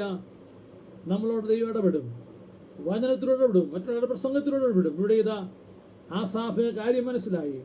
അയ്യോ, ഞാൻ തലമുറയോട് ദ്രോഹം ചെയ്യുമായിരുന്നല്ലോ, ഞാൻ അവരെ കുറ്റം വിധിച്ചുവെങ്കിൽ ദൈവം ഇടപെടുന്നതാണ്. എന്നിട്ട് ദൈവമായ കർത്താവ് നീ അവരുടെ പുറകെ പോകണ്ട, ഞാൻ അവർക്ക് പണി കൊടുത്തോളാം എന്ന് പറഞ്ഞു. എന്താ പറഞ്ഞത്? അതിന്റെ അടുത്ത വാക്യത്തിൽ 173 സംഖ്യ എങ്ങനെ വായിക്കുന്നത്? ദുഷ്ടന്മാരുടെ സൗഖ്യം കണ്ടിട്ട് അവർക്കൊരു കുഴപ്പമില്ലാത്തത് കണ്ട് അവരുടെ മുഖഭാവം മാത്രമല്ലെങ്കിൽ ഒരു പാസ്പോർട്ട് സൈസ് ഫോട്ടോ പോലെ ക്ലോസപ്പ് മാത്രം കണ്ട, അവരുടെ മുഖം മാത്രം കണ്ട ആസാഫിന് ദൈവം അവരുടെ കാലുകളെ കാണിച്ചു കൊടുത്തു, അവരുടെ നിലനിൽപ്പിനെ കാണിച്ചു കൊടുത്തു. ഈ കള്ളവോട്ട് വാങ്ങിച്ചതും കരിഞ്ചന്തമായി പറ്റിച്ചതും തട്ടിച്ചതും വെടിച്ചും ഉണ്ടാക്കി വെച്ച സ്വത്തും കാര്യങ്ങളും സ്ഥാനവും മാനവും എന്ന് വേണ്ട എങ്ങനെയെല്ലാം സംഘടിപ്പിച്ചെടുത്തതൊന്നും നിലനിന്ന് പോവുകയില്ല എന്ന്. സ്തോത്രം. അവിടെ പറയാണ്, നിശ്ചയമായി നീ അവരെ വഴുവഴുപ്പിൽ നിർത്തുന്നു. യെസ്, നിശ്ചയമായി കണ്ടതാണ്. നിശ്ചയമായി നീ അവരെ വഴുവഴുപ്പിൽ നിർത്തിയിരിക്കുന്നു. നീ അവരെ നാശത്തിൽ ഇരുന്നത് ക്ഷണത്തിൽ, എത്ര ക്ഷണത്തിൽ അവർ ശൂന്യമായി പോയി. ആ ശേഷം മുടിഞ്ഞു പോയി, മെലിഞ്ഞു പോയത്. ആസാഫ് അവർക്ക് അതിനെ ചിന്തിക്കും, പറ്റുമെങ്കിൽ അവരെ ഹോളിൽ പുറത്താക്കാൻ തുടങ്ങിയതാ. പക്ഷെ ദൈവത്തിന്റെ പരിശാത്മാ പറഞ്ഞു, നീയായിട്ട് പുറത്താക്കട്ടെ, ഞാൻ പുറത്താക്കിക്കോളാന്ന് പറഞ്ഞു. പ്രിയമുള്ളവരെ, അന്നും ഇന്നും അത് അങ്ങനെ തന്നെയാണ് പറഞ്ഞു വന്നത്. ഹല്ലേലൂയ, സ്തോത്രം. യൂദാ അപ്പോസ്തലൻ പറയുകയാണ്, ഈ ദൂഷണം പറയുന്ന പുള്ളികളുണ്ടല്ലോ, സകലവും ദുഷിക്കുന്നവർ, അധികാരത്തിന്റെ അഹങ്കാരം പിടിച്ചിട്ട്, അതിന്റെ തലക്കരം പിടിച്ചിട്ട് മറ്റുള്ളവരെ വേദനിപ്പിക്കുന്നവന്റെ കാര്യമുണ്ടല്ലോ. സ്തോത്രം. ദൈവമായ കർത്താവ് പറയുക, ഞാൻ നോക്കിക്കോളാം. അവരെ കുറിച്ച് പറഞ്ഞതാണ്. അവിടെ നിന്നാണ് നമ്മൾ യൂദായുടെ ലേഖനത്തിൽ നമ്മുടെ സങ്കീർത്തന വിഭാഗത്തേക്ക് പോയത്. അവിടെ പറയുന്നു, ഞാൻ അവൻ ഇനി അതിന്റെ 10ാമത്തെ വാക്യം വായിച്ച യൂദ, ഇവരോ തങ്ങൾ അറിയാത്തതെല്ലാം ദുഷിക്കുന്നു, ബുദ്ധിയില്ലാത്ത മൃഗങ്ങളെ പോലെ സ്വാഭാവികമായി ഗ്രഹിക്കുന്നവയാലൊക്കെ തങ്ങളെ തന്നെ വഷളാക്കുക. അങ്ങനെ ചെയ്യുന്നവർക്ക് തങ്ങളെ തന്നെ മറ്റുള്ളവരല്ല, തങ്ങൾ തന്നെ വഷളന്മാരാകുക. ഓക്കെ, അടുത്ത വാക്യത്തിലാണ്, അങ്ങനെയുള്ളവർക്ക് എന്തുണ്ട്? അവർക്ക് അയ്യോ കഷ്ടം. നാം മുൻപ് കാണാത്ത രീതിയിൽ, പറയാത്ത രീതിയിലൊക്കെയാണ് ഇപ്പം പല പരിപാടികൾ നടക്കുന്നത്. ഒരു കാലത്ത് മനുഷ്യരെ കണ്ടെത്താൻ മാർഗമൊന്നുമില്ലായിരുന്നു. പിന്നത്തേതിൽ മൊബൈൽ വന്നതോടുകൂടി പോലീസിന് ആളെ കണ്ടെത്താൻ വളരെ എളുപ്പമായി. മൊബൈലിൽ ടവർ നോക്കി പുറകെ പോവുക. അവനെതിലേ പോകുന്ന ടവർ പിടിച്ച് പിന്തുടർന്നില്ലേ. ചില മിടുക്കന്മാരുന്ന് ഓഫ് ചെയ്യുകയും പിന്നെ ഓൺ ചെയ്യുകയും ചിലങ്ങൾ പിടി വീഴും. എന്നിട്ടും കിട്ടാത്ത തപ്പി ഡ്രോൺ, ചെറിയ വിമാനത്തിന്റെ പതിപ്പുകൾ പറത്തി അതിനകത്ത് ക്യാമറ വെച്ച് തപ്പിയെടുക്കുന്നു. ഇങ്ങനെ പലവിധമായ കാര്യങ്ങളാൽ ആളുകളെ ഇപ്പം കണ്ടെത്താൻ വലിയ പാടൊന്നുമില്ല. അയ്യോ കഷ്ടം. അങ്ങനെ അത് പോയപ്പോഴത്തേക്ക് ഇതിപ്പം പുതുതായിട്ടൊന്നാണ് ED എന്ന് പറയുന്ന സാധനം, എൻഫോഴ്സ്മെന്റ് ഡയറക്ടറേറ്റ്. അത് കുറെ പേരുടെ പുറകെ ഉണ്ട്. കുറെയൊക്കെ മര്യാദയായിട്ട് വരാൻ കാരണം, സ്തോത്രം, അവർക്കയ്യോ കഷ്ടം. എന്നിട്ടാണ് പറഞ്ഞത്, ഇങ്ങനെയുള്ളവർ 3 തരത്തിൽപ്പെട്ട ആളുകളെ പോലെയാണ്. അവരെ കുറിച്ച് പറഞ്ഞ, അവർ കയ്യിന്റെ വഴിയിൽ നടന്നു. അപ്പൊ കയ്യിന്റെ വഴി, കഴിഞ്ഞ ദിവസം നമ്മൾ അല്പമായിട്ട് കയ്യിന്റെ വഴി ചിന്തിപ്പാന്റെ കൊണ്ട് ഇടയായി തീർന്നു. നാം അറിയുന്നത് പോലെ ആദ്യ മനുഷ്യരായ ആദമിന്റെയും ഹവ്വയുടെയും മക്കളാണ് കയ്യനും ഹാബേലും, 2 ആൺ സന്തതികൾ. ഈ ആൺ സന്തതികൾ, ആ പുരുഷപ്രതികൾ വളർന്നു വന്നപ്പോൾ അവരുടെ ഉള്ളില് ആരാധന എന്ന വിഷയം വന്നു. അപ്പനോടും അമ്മയോടൊപ്പം ആരാധനയ്ക്ക് പോയവർ, അവർക്കും ആദ്യം അപ്പന്റെ അമ്മയുടെ കൂടെ പോയപ്പോൾ ആരാധനയ്ക്ക് വട്ടം പിടിച്ചതാണ്, കൂടിയതാണ്. ആടിനെയും പിടിച്ചുകൊണ്ട് പോയി വിറക് പെറുക്കി വെച്ചു. അവിടെ നടന്ന ആരാധനയ്ക്ക് സജീവമായി. പക്ഷെ ആരാധന എന്തിനാണെന്നോ എന്തിനാരാധിക്കണമെന്നോ അറിയില്ല. ഞാൻ ഓർക്കുന്നു, ഞങ്ങളുടെ 3 മക്കൾ, ഞങ്ങളുടെ മൂത്ത മകൻ ജെയ്സൺ മോൻ അവനെ ലഭിച്ചപ്പോൾ ആദ്യം മുതൽ എൻ്റെ ചിന്ത ഇവനെ എന്നാ വേലയ്ക്ക് കൊണ്ടുപോകാൻ പറ്റുന്നത്. 4 വയസ്സായ മുതലേ ചെറിയ പ്രായം മുതലേ ഞങ്ങളുടെ മുമ്പ് യോഗത്തിന് ഓടും. തമ്പേർ തല്ലാൻ തമ്പേറില്ല, അങ്ങനെ എല്ലാത്തിനും മുന്നിലുണ്ട്. സ്നാനക്കടവിലേക്ക് പോകുമ്പോൾ അവനാ മുന്നേ ഓടുന്നത്. സ്നാനം എന്തിനാണെന്നോ സ്നാനപ്പെടുന്ന എന്തിനാണെന്നോ അറിയുന്നെങ്കിലും അവൻ അപ്പൻ്റെയും അമ്മയുടെയും ശുശ്രൂഷയുടെ ഭാഗഭാക്കായി മുന്നേ ഓടുക. ആ ഞങ്ങളുടെ മൂത്തവന്റെ മകൻ, ആ മൂത്ത മകന്റെ മകൻ ഇപ്പൊ 5 വയസ്സ് കഴിഞ്ഞു. കഴിഞ്ഞ ദിവസങ്ങളിൽ അവനും ഓടുക. സ്തോത്രം. ഞങ്ങളുടെ കൊച്ചുമകൻ ജോഹാൻ, അവനും അപ്പനോടൊപ്പം പരസ്യയോഗത്തിൽ അവനറിയാവുന്ന പാട്ട് പാടുന്നു, ട്രാക്ട് കൊടുക്കുന്നു. മുതിർന്നവർ കൊടുക്കുന്ന ട്രാക്ട് പലരും വാങ്ങാതെ പോകുമ്പം ഈ കൊച്ചു പ്രദേശി കൊടുക്കുന്ന ട്രാക്ട് അവർ മേടിച്ചിട്ട് വന്നിട്ട് ഗോഡ് ബ്ലസ് യു അതും പറയും. അപ്പോൾ ഒരാൾ പോയപ്പോൾ, കഴിഞ്ഞ ദിവസം പറഞ്ഞു, ഒരാൾ പോയപ്പോൾ ഈ ട്രാക്റ്റും കൊടുത്തു. കൊച്ചുമോൻ, ഞങ്ങളുടെ കൊച്ചുമോൻ അവനെ ബ്ലസ് ചെയ്ത് വിട്ടു. പക്ഷെ കൊച്ചു പറഞ്ഞത് അപ്പം കേട്ടില്ല. അപ്പനും പറഞ്ഞു ഗോഡ് ബ്ലസ് യു. പറഞ്ഞവൻ ചോദിച്ചു, papa why should you say, ഞാൻ ഓൾറെഡി പറഞ്ഞു കഴിഞ്ഞല്ലോ ദൈവനെ അനുഗ്രഹിക്കുമെന്ന്, പിന്നെ നീ എന്തിനാ പറഞ്ഞേ? സ്തോത്രം. അവന്റെ ശുശ്രൂഷക്കാർ കൈ കടത്തി, അപ്പൻ കൈ കടത്തിയ ചിന്ത കുഞ്ഞിനെ ബാധിച്ചു. ഓക്കെ, ഞാൻ പറഞ്ഞു വന്നത്, അങ്ങനെയെങ്കിൽ ആദമും ഹവ്വയും യോഗത്തിനായി പോയപ്പോൾ കായീനും ഹാബേലും അത്യുത്സാഹികളായി അപ്പനോടൊപ്പം അമ്മയോടൊപ്പം യോഗത്തിന് മുന്നിൽ നിൽക്കുക. പക്ഷെ ഇവർ വളർന്നു, പ്രാപ്തരായി. മാനവകുലത്തിന്റെ പാപത്തിന് പരിഹാരമായി യാഗം ആവശ്യമുണ്ട്, യോഗം ആവശ്യമുണ്ടെന്ന് ബോധ്യമായപ്പോൾ അവർ 2 പേര് ഇടയോഗത്തിന് പോയതാ. ആ യോഗത്തിന് അപ്പനെ അമ്മയും കൂട്ടിയില്ല. ഇവർ 2 പേരും കൂടെ പോയി. ആ ആരാധനയ്ക്ക് പോയപ്പോൾ നാം വായിക്കുന്നത് ഉൽപ്പത്തി പുസ്തകം 4-ാം അധ്യായത്തിൽ 2-ാമത്തെ വാക്യം. ഹല്ലേലൂയ.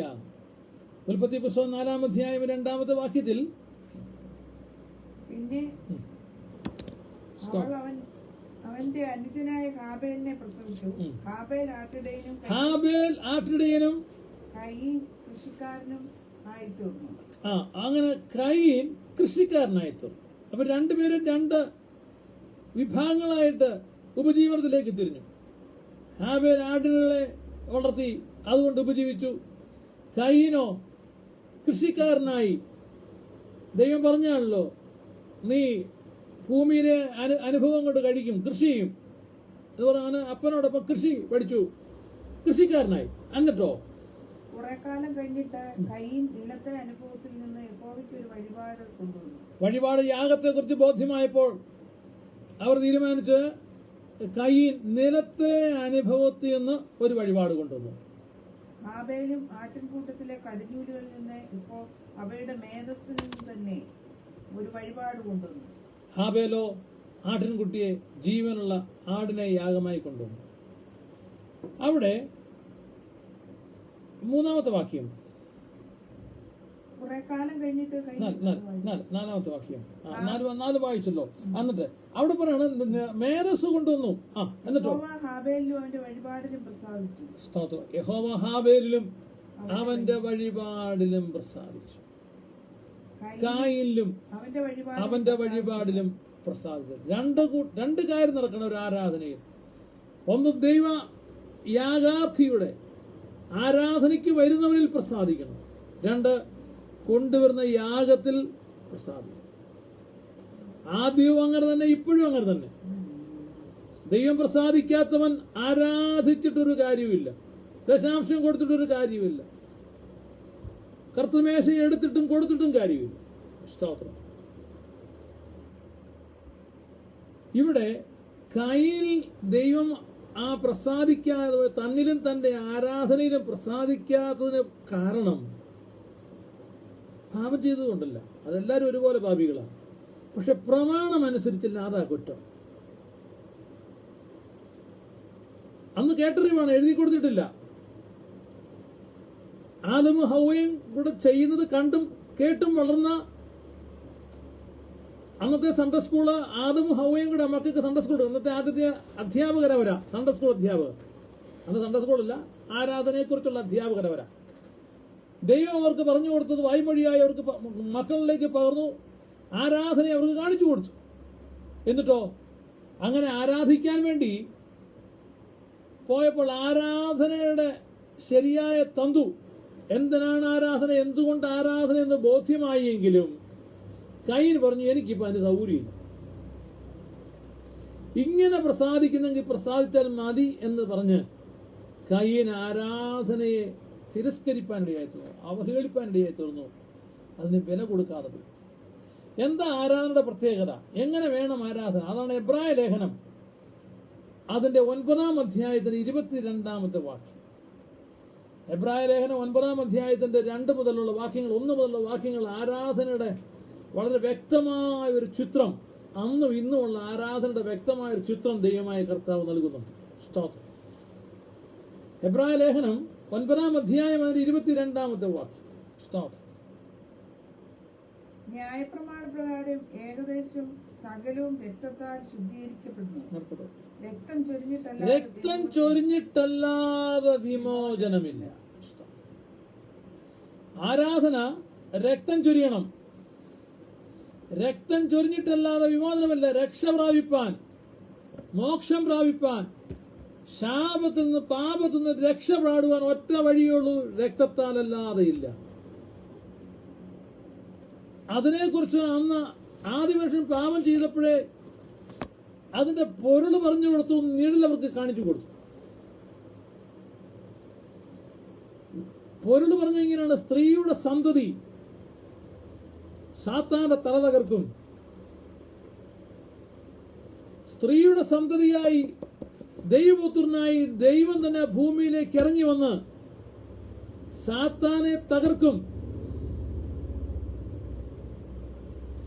കർത്താവ് യാഗമായി തീരുമെന്ന് അന്ന് ആദ്യ മനുഷ്യനോട് വ്യക്തവും ശക്തവുമായി കർത്താവ് സംസാരിച്ചു. അത് പറഞ്ഞിട്ട് യോഗത്തിന്റെ മാതൃകം ചെയ്തു. ഒരു മൃഗത്തെ കൊന്നു. ആദ്യ മനുഷ്യന്റെ പാപത്തിന്റെ പരിഹാരമായി അന്നൊരു മൃഗം അവിടെ മരിച്ചു, കൊന്നു. എന്നിട്ടോ അതിന്റെ തൊകലുകൊണ്ട് അവരുടെ നഗ്നതയെ മറച്ചു കൊടുത്തു. ചൊരിഞ്ഞ രക്തത്താൽ അവർക്ക് ശുദ്ധീകരണവും നൽകപ്പെട്ട ഉടുത്ത വസ്ത്രത്താൽ അവരുടെ നഗ്നതയും മറയുവാനിടയായി തീർന്നു. പ്രിയമുള്ളവരെ, ഈ ദിവസങ്ങളിൽ യൂട്യൂബിൽ നമുക്ക് ഒത്തിരിയേറെ ആളുകളുടെ സാക്ഷ്യം കേൾക്കാൻ സാധിക്കും. കഴിഞ്ഞ 1 ദിവസങ്ങളായി ഞാൻ കേൾക്കുന്നതിലൊരു മനുഷ്യൻ, മർത്തോമാ സമുദായികമായ മനുഷ്യൻ, ചെറിയ പ്രായത്തിലെ ധനവാനായത്, അപ്പനും അമ്മയ്ക്കും ധനമുള്ളതുകൊണ്ട് ധനാഢ്യനായി ജീവിച്ചു. ഒടുവിൽ ദൈവത്താൽ പിടിക്കപ്പെട്ടപ്പോൾ ബാക്കിയെല്ലാം തന്റെ സ്വന്തം മഹത്വം മിടുക്കും കാര്യം കൊണ്ടാണെന്ന് കരുതി. എന്നാൽ പിടിക്കപ്പെട്ടു, ദൈവത്താൽ നഷ്ടവും കഷ്ടവുമായി ദൈവത്തോട് പാപത്തെ ഏറ്റുപറയുവാൻ തുടങ്ങി. കർത്താവിനായ ഹൃദയം കൊടുത്ത് തീരുമാനമെടുത്തു. അതുവരെ അനുഭവിക്കാത്ത സമാധാനം അനുഭവിച്ചു. ഹൃദയം കഴുകപ്പെട്ട് നിർമ്മലമായി തീർന്നു. സ്തോത്രം. അതുപോലെ തന്നെ ഒരു പട്ടാളക്കാരൻ ഡ്രൈവറായിട്ട് പട്ടാളത്തിൽ കയറുന്നതാണ്. അദ്ദേഹത്തിന്റെ ഓഫീസറിന്റെ വാഹനം മോഡിഫിക്കേഷന് വേണ്ടി ഒരു സ്ഥലത്ത് കൊണ്ടുപോയതാണ്. 3 മാസത്തെ സമയമുണ്ടായിരുന്നു. ആ 3 മാസം അദ്ദേഹം ഒരു അടുത്തുള്ള ദൈവസഭയുമായിട്ട് ബന്ധപ്പെട്ടു. കർത്താവ് കൊണ്ടുപോയി. അവിടെ വെച്ച് ആ മനുഷ്യൻ രക്ഷിക്കപ്പെട്ടപ്പോൾ ആ പ്രിയപ്പെട്ടവന് പറയുകയുണ്ടായി, ഹൃദയത്തിന് വലിയ സമാധാനവും ആശ്വാസവും അതുവരെ ലഭിക്കാത്തത് കിട്ടി. പാപം ചെയ്ത് ദൈവദേശം നഷ്ടപ്പെടുത്തി കുറ്റാരോപിതനായി കുറ്റബോധത്തോടെ കുറ്റമുള്ള മനസാക്ഷിയോടെ നിന്ന ആദം ഹവ്വായ്ക്ക് മുമ്പിൽ അവർ കാണുന്നത് ഒരു മൃഗം അറുക്കപ്പെടുന്നു, കുഞ്ഞാട് അറുക്കപ്പെടുന്നു. അതിന്റെ മാംസം അത് ദൈവത്തിന് പ്രസാദമായി. അതിനെക്കുറിച്ച് ആ ഭാഗത്ത് എഴുതിയിട്ടില്ലെങ്കിലും അടുത്തത് അതിന്റെ വസ്ത്രം, അതിന്റെ തുകൽ അവർക്ക് വസ്ത്രമായി തീർന്നപ്പോൾ അവരുടെ ഇച്ഛാഭംഗം മാറി, നഗ്നത മാറി, ജാള്യത മാറി. അവർക്ക് നേവരെ നിൽക്കുവാൻ തക്കവണ്ണം കഴിഞ്ഞു. ഭാര്യയുടെയും ഭർത്താവിന്റെയും മുഖത്ത് പ്രസന്നത വന്നു. അവരുടെ മേൽ ആരോപിക്കപ്പെട്ട കുറ്റം അന്ന് അവിടെ ചൊരിഞ്ഞ രക്തത്താൽ കഴുകൽ പ്രാപിച്ചപ്പോൾ, ലഭിച്ച വസ്ത്രം ധരിച്ചപ്പോൾ അതിനകത്ത് പകർന്ന ആഹ്ലാദവും സന്തോഷവും. സ്തോത്രം. കുറ്റാരോപിതരെങ്കിലും കളങ്കിതരാണെങ്കിലും അന്ന് ലഭിച്ചതായ വസ്ത്രം അവർക്ക് ആശ്വാസവും അനുഗ്രഹവുമായി മാറി. പ്രിയരെ, ഇന്നും അത് തന്നെയാണ്. കുറ്റാരോപിതരാണ്. മനസാക്ഷി കുറ്റം ആരോപിക്കുന്നുണ്ട്, പിശാച് പറയുന്നുണ്ട്, സമൂഹവും സമുദായവും എല്ലാം പറയുന്നുണ്ട്. എന്നാൽ യേശുവിന്റെ രക്തം, ആ രക്തത്തിൽ ആശ്രയിക്കുന്ന ഏതൊരാളെയും ദൈവമായ കർത്താവ് സഹായിക്കുകയും പരിപാലിക്കുകയും, സ്തോത്രം, ഹൃദയത്തിന് ആശ്വാസ സമാധാനം നൽകും. മറ്റൊന്ന്, കളങ്കമറ്റ ഒരു മനസ്സ് കൊടുക്കുന്നതുകൊണ്ട് ധൈര്യത്തോടെ നിവർന്നു നിൽക്കുവാനായിട്ട് ഇടയായിത്തീരും. സ്തോത്രം. ശൗലിനെ പറഞ്ഞ പോലെ ഇവന് മുൻപ് ഇവന് വേണ്ട ഇപ്പൊ പ്രവാചകൻ കടന്ന് നിൽക്കുന്നു. മുൻപ് എങ്ങനെ നമുക്കറിയാമല്ലോ. വേണ്ട ഇപ്പൊ പ്രവാചകൻ എന്ന് പറഞ്ഞ പോലെ, അയ്യോ മുൻപ് അവൻ അങ്ങനെ അല്ലായിരുന്നു, ഇതേ ഇപ്പൊ ഇങ്ങനെ നിൽക്കുന്നല്ലോ എന്ന് പറയുമാറ് കാര്യങ്ങൾ വ്യത്യാസം വരും. ലംഘനം ക്ഷമിച്ചും പാപം മറിച്ചും കിട്ടിയവൻ ഭാഗ്യവാനെ. ഹോവ അകൃത്യം കണക്കിടാതെ ആത്മാവിൽ കപടമില്ലാതെ ഇരിക്കുന്ന മനുഷ്യൻ ഭാഗ്യവാൻ. സ്തോത്രം. കല്ലെറിയുവാൻ വേണ്ടി കൊണ്ടുപോയപ്പോഴവൾ കല്ലേറിന് മരിക്കേണ്ടവൾ തന്നെ ന്യായവിസ്താര സഭ കൂടിയപ്പോൾ അവിടെ പാപം കുറ്റം തെളിഞ്ഞു. അവർ ന്യായപ്രമാണത്തിന്റെ വകുപ്പുകളെല്ലാം പറഞ്ഞപ്പോൾ കുറ്റാരോപിതയാണ്. ആരോപിത മാത്രമല്ല, കുറ്റം ചെയ്തവളാണ്. അവരുടെ പൊതുവിധിയിൽ അവൾ മരണയോഗിയായി മാറി. എന്നാൽ അടുത്ത സെക്കൻഡിൽ കർത്താവിന്റെ വാക്ക്, കർത്താവിന്റെ തീരുമാനം മാനുഷിക ജഡ്ജ്മെന്റുകളെ മാറ്റിമറിക്കുവാൻ ഇടയായി തീർന്നു. സ്തോത്രം. മോശയുടെ ന്യായപ്രമാണം മാറുവാൻ ഇടയായി തീർന്നു. ദൈവത്താൽ വന്നു തന്നെയെങ്കിലും ദൈവമായ കർത്താവ് പാപിയെ സ്നേഹിക്കുന്നു, പാപത്തെ വെറുക്കുന്നവൻ. ഹല്ലേലൂയ. അവിടെ മേൽ ആരോപിക്കപ്പെട്ട കുറ്റം അവൾക്ക് വേണ്ടി മുൻപേ, സ്തോത്രം, ലോകസ്ഥാപനത്തിന് മുമ്പേ കർത്താവ് അറുക്കപ്പെട്ടതുകൊണ്ട്, ലോകസ്ഥാപനത്തിന് മുമ്പേ ദൈവം അവളെ കണ്ടതുകൊണ്ട്, ആ സഹോദരിക്ക് വേണ്ടി കർത്താവ് മരിച്ചതുകൊണ്ട്, മാനുഷിക വിധിയെയും ന്യായപ്രമാണവും, സ്തോത്രം, ചട്ടങ്ങളാൽ അവൾക്ക് വിരോധവും പ്രതികൂലമായ കൈയെടുത്ത് കർത്താവ് വായിച്ചു. ചട്ടപ്രകാരം കല്ലെറിഞ്ഞു കൊല്ലപ്പെടേണ്ടവളാണ്. എന്നാൽ അവളെ ആ ഭാഗത്തു നിന്ന് രക്ഷപ്പെട്ടു. സ്തോത്രം. പിന്നെ അടുത്ത് നമ്മൾ കാണുന്നത് കുഷ്ഠരോഗിയ ശീമോന്റെ വീട്ടിൽ, പ്രൈസ് ദി ലോർഡ്, അവൾ നിൽക്കുന്നത് കളങ്കിതയായിട്ടല്ല. അന്നേരം നാട്ടുകാർ വിടുന്നില്ല. ശീമോൻ പറഞ്ഞു, അയ്യോ ഇവള് കുറ്റക്കാരിയല്ലയോ, ഇവള് പാപിനിയല്ലയോ. എന്നാൽ അന്നത്തെ ശനിയാഴ്ച ശാബത ദിവസം രാവിലെ കർത്താവ് അവിടെ പാപം പരിഹരിച്ച വിവരം ധനാഢ്യനായ ആ ദേശത്തെ പ്രമാണിയായ, സ്തോത്രം, ശീമോൻ അറിഞ്ഞില്ല. അതുകൊണ്ടാണ് ശീമോന്റെ വീട്ടിൽ ക്ഷണിക്കപ്പെടാത്ത അതിഥിയായിട്ടാണ് ഈ സ്ത്രീ വന്നിരിക്കുന്നത്. അന്ന് അവിടെ നിന്ന് സൽക്കാരത്തിൽ ഭക്ഷണം കഴിക്കാൻ വന്നതല്ല. ഇന്നൊരു പ്രാർത്ഥനയുണ്ടല്ലോ, അതുകൊണ്ട് വല്ലതും കഴിച്ചേച്ച് പോകാമെന്ന് പറഞ്ഞ് കയറി വന്നതല്ല. മറിച്ച് അവൾക്ക് പിന്നെ കേട്ടത് അന്ന് ആ ശബത്ത് ദിവസം അല്ലെങ്കിൽ അടുത്ത ദിവസം നടന്ന കോട്ടേജ് മീറ്റിംഗ് ശീമോന്റെ വീട്ടിലായിരുന്നു. കുഷ്ഠരോഗിയാണെങ്കിലും കർത്താവിനെ വിളിച്ചു. കർത്താവ് അവിടെ പോയി. ശീമോന്റെ വീട്ടിൽ ചെന്നു. ശീമോൻ ആദിത്യ മര്യാദകൾ ഒന്നും പാലിച്ചിട്ടില്ല. കാലിന് വെള്ളം കൊടുത്തില്ല, ചുംബിച്ചില്ല, തൈലം പൂശിയില്ല. ഇത്യാദി കാര്യങ്ങളൊന്നും ചെയ്യാതെ തന്നെ നേരെ ബൊഫയുടെ മുമ്പിലോട്ടങ്ങ് ഇരുത്തുകയായിരുന്നു. അല്ലെ, അന്ന് ബൊഫെ ആയിരിക്കത്തില്ല, ഏതായാലും ഭക്ഷണത്തിന് മുമ്പിലോട്ടാണ് കർത്താവിനെ പിടിച്ചിരുത്തിയത്. അങ്ങനെ നിലത്തിരിക്കുമ്പോഴാണ് ഈ സ്ത്രീ വന്നത്. അവൾ വന്ന് അവൾ കർത്താവിന്റെ പാദപീഠത്തിൽ ഇരുന്നു. മറ്റുള്ളവരൊക്കെ ഇരുവശങ്ങളിൽ ഇരിക്കാൻ ബന്ധപ്പാട് കൂട്ടി സീറ്റ് കിട്ടിയാൽ അവിടെ കയറി ഇരുന്നപ്പോൾ ഈ സഹോദരി പാദപീഠത്തിരുന്നു. അവൾ അവിടുന്ന് കരഞ്ഞു. കർത്താവിന്റെ പാദം കണ്ണുനീര് കൊണ്ട് കഴുകി. അവൾക്ക് അതുവരെ തന്റെ മേനി അഴകിനായി ഉപയോഗിച്ചിരുന്ന തലമുടി കൊണ്ട് അവളെ തുടച്ചു. തന്റെ ശരീരത്തിന്റെ സൗരഭ്യം ഉണ്ടാകുവാൻ, മറ്റുള്ളവരെ ആകർഷിക്കുവാൻ കൊണ്ട് അവൾ ഉപയോഗിച്ചിരുന്നതായ ആ വിലയേറിയ തൈലം, സ്പ്രേ, ഇന്നാണെങ്കിൽ സ്പ്രേ ആണല്ലോ, ഹല്ലേലൂയ, അത്തറ്, അത് ഭരണിക്കാത്തിരുന്നത് മുഴുവൻ ആ ഭരണി പൊട്ടിച്ചു എന്ന് പറഞ്ഞാൽ അത് അടപ്പൂരി മുഴുവനെ കർത്താവിന്റെ തലവഴിയായി ഒഴിച്ചു. ഇതെല്ലാം അവിടെ ഗ്രാറ്റിറ്റ്യൂഡാണ്. കർത്താവ് ചെയ്ത അവിടെ ജീവനെ രക്ഷിച്ചതിനുള്ള മറുവായി കൊടുത്തതാണ്. ഹല്ലേലൂയ. അങ്ങനെയെങ്കിൽ എന്നെ നിങ്ങളെയും കർത്താവ് വിടുവിച്ച് നാം എന്ത് കൊടുത്താൽ പറ്റും? അന്ന് കാലത്ത് 200 വെള്ളി അത്രയും തുകയുടെ സാധനം അവളെടുത്ത് കർത്താവിന് തലയിൽ ഒഴിപ്പാനിടയായി തീർന്നു. അത് കർത്താവിന് തലയിൽ ഒഴിപ്പാനിടയായി തീർന്നു. ഇത് കണ്ടിട്ടാ ശീമോൻ പറഞ്ഞത്, ഇപ്പൊ ഭാവിയല്ലോ, ഇവിടെ ഭാവിനിയല്ലോ. അത്തേനെ പറഞ്ഞ, ശീമോനെ എനിക്ക് നിന്നോടൊന്ന് പറയാനുണ്ട്. പറഞ്ഞാലും ഗുരു എന്ന് പറഞ്ഞു. അവിടെ ചില കാര്യങ്ങളൊക്കെ പറഞ്ഞു. 50-100 കാശ് വെള്ളിക്കാശ് കടപ്പെട്ടവരെ കുറിച്ച് പറഞ്ഞു. 2 പേർക്ക് ഇളച്ചു കൊടുത്തു. ഇളച്ചു കിട്ടിയപ്പോൾ ആരാണ് അധികം സ്നേഹിക്കുന്നത് പറഞ്ഞു. അധികം ഇളച്ചു കിട്ടിയവനാണ് അധികം സ്നേഹിക്കുന്നു പറഞ്ഞു.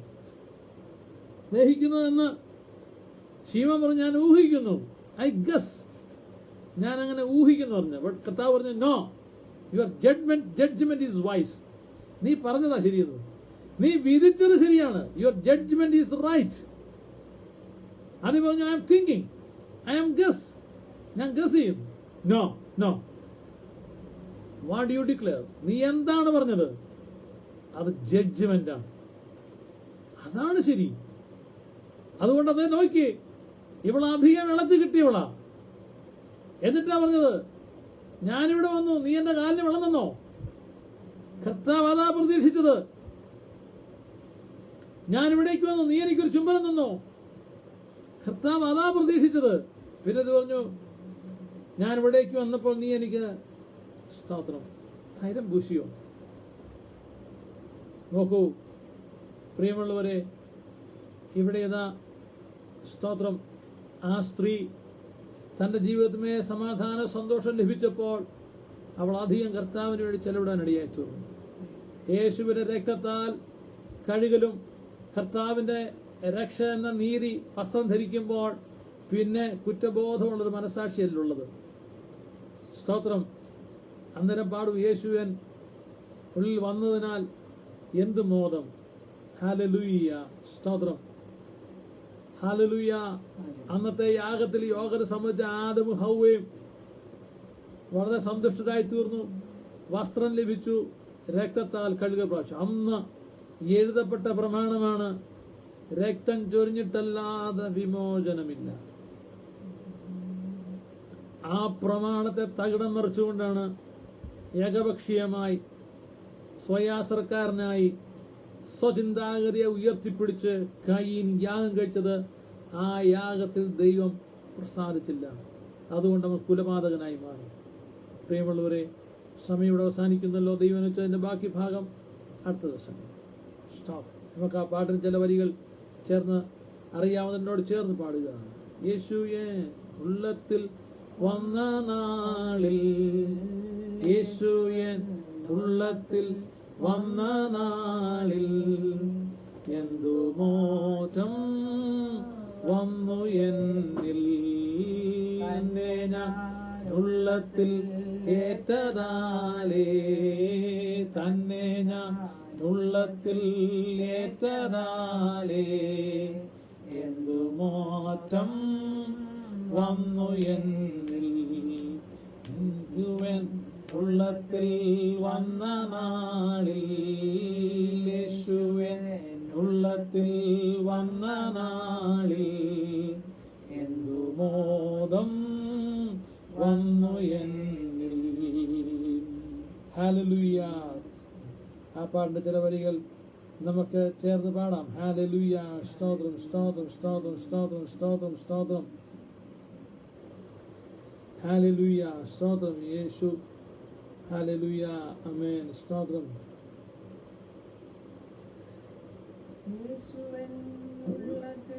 വന്ന നാളിൽ, യേശുവേ ഉള്ളത്തിൽ വന്ന നാളിൽ എന്തു മാറ്റം വന്നു എന്നിൽ, തന്നെ ഞാൻ ഉള്ളത്തിൽ ഏറ്റതാലേ, തന്നെ ഞാൻ ഉള്ളത്തിൽ ഏറ്റതാലേ എന്തു മാദം വന്നു എന്നിൽ, വൻവിനാകൾ തന്നടുവിൽ സഹായമേകി എന്റെ പാപ ഭാരമെല്ലാം തൻ ചുമത്തി താൻ ജീവൻ പേർക്കായൂറ്റി ക്രൂശിൽ താൻ ചോരയൻ പേർക്കായൂറ്റി എന്തു മാറ്റം വന്നു എന്നിൽ യേശുവൻ ഉള്ളത്തിൽ വന്ന നാളിൽ യേശുവൻ ഉള്ളത്തിൽ വന്ന നാളിൽ എന്തു മാറ്റം വന്നു എന്നിൽ. ദൈവം അനുഗ്രഹിക്കട്ടെ. ഒരു വാക്ക് പ്രാർത്ഥിക്കുന്നു. ഞങ്ങളുടെ ദൈവമേ സ്വർഗ്ഗപിതാവേ, നൽകിയ ആലോചനയ്ക്കായി ദൂതനായി സ്തോത്രം. അടിയനോടും കേട്ടവരോടും കർത്താവ് ഇടപെട്ടല്ലോ. അത് നിലനിന്ന് അങ്ങേക്ക് ഫലം കായ്ക്കുവാൻ ഞങ്ങളെ എല്ലാവരെയും സഹായിക്കണമേ. വരവ് താമസങ്ങളിൽ പിന്നെ ഒരുമിച്ച് അങ്ങ് മഹത്വപ്പെടുത്തുവാൻ ഇടയാകണമേ. മഹത്വമാനം പുകഴ്ച എല്ലാം അങ്ങേക്ക് തരണം. കർത്താവേ, ഈ എക്സ്റോസ് മീഡിയ മിനിസ്ട്രിയെ കർത്താവ് സഹായിക്കണം. നേരെ കർത്താവദാസൻ പസുഭാവ മാത്യു അവർ അദ്ദേഹത്തെ കൂടെ എല്ലാവർക്കുമായി ഇഷ്ടം, കേൾക്കുന്നവർക്കായി ഷെയർ ചെയ്യുന്നവർക്കായി ഇഷ്ടം, എല്ലാവരുടെയും കരങ്ങളെത്തുവാൻ നിന്റെ പരിശുദ്ധാത്മാവ് സഹായിക്കണമേ. നാഥ, മഹത്വം അങ്ങേക്ക് തരുന്നു. മഷിഹാമൂലം അപേക്ഷിക്കുന്നു, കേൾക്കണമേ പിതാ. എല്ലാവർക്കും വന്ദനം. ദൈവം അനുഗ്രഹിക്കട്ടെ.